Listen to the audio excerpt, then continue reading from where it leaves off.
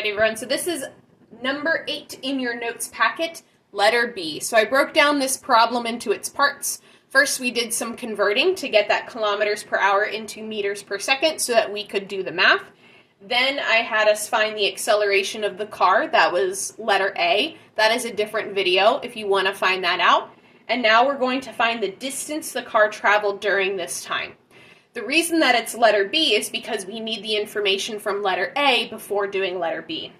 So just to re-jog your memory, from part A, the video we did before, we got an acceleration of 1.01 meters per second, or meters per second squared. Just a reminder that you can use either units. You do not have to put both. I actually prefer that you don't put both. Pick one and stick to it. We were also given a time of 6.5 seconds. We had an initial velocity of 0 meters per second because it started from rest. We also had a VF that we calculated above of 6.58 meters per second. That was from our converting there at the very top. We're also trying to find distance for this one. So in my variables list, I want to add distance or displacement and give it a question mark. Now we're not actually going to use every single part of this for number 8, part B.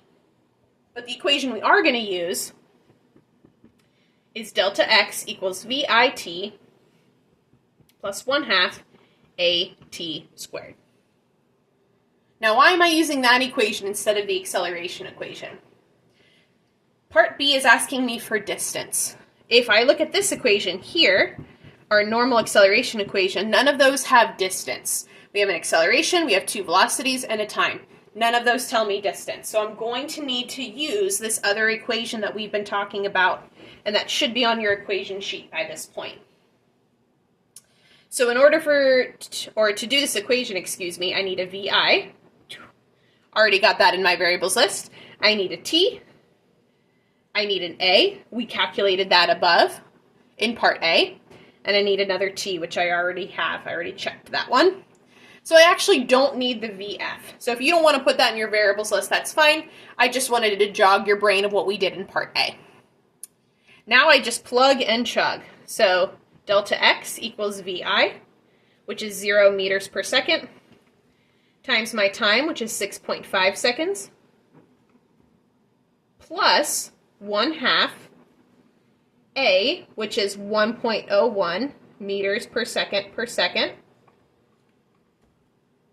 times t squared. So we're going to take that 6.5, and we got to remember to square it. That's the tricky part about this equation, is doing all of the math correctly and double checking ourselves in our calculator.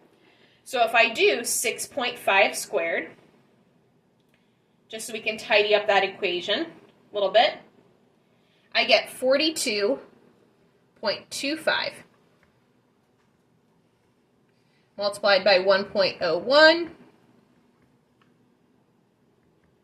0 times 6.5 is 0, so actually that's making my life really easy, because I can do that without my calculator.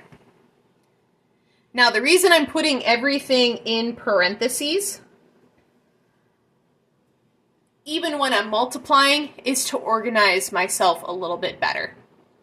So now all I have to do is take 1/2 times 1.01, which was our acceleration, times our time squared, which is 42.25. So I'm going to multiply that by 0.01 times 1/2.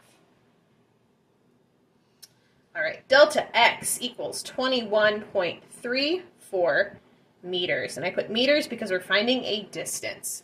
Now the key online is slightly different. Remember we talked about how our decimals can sometimes be a little bit off depending on how we rounded in our calculator.